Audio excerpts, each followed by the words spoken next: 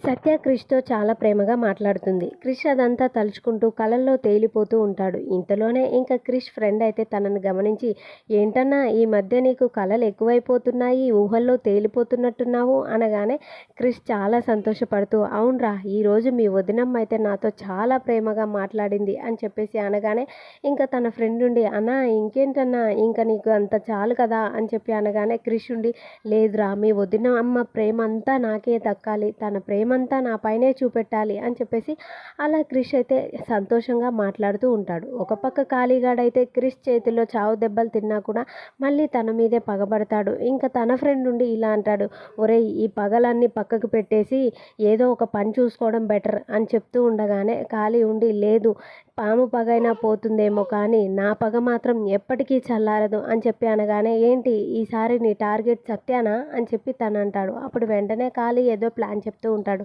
మరి ఈ కాళీ మళ్ళీ ఏం చేస్తాడు, ఏం చేయబోతున్నాడు అనేవి నెక్స్ట్ వీడియోస్లో చూద్దాం. ఈ వీడియో నచ్చితే మన ఛానల్ని ఫాలో అవుతూ ఉండండి. Thank you for watching.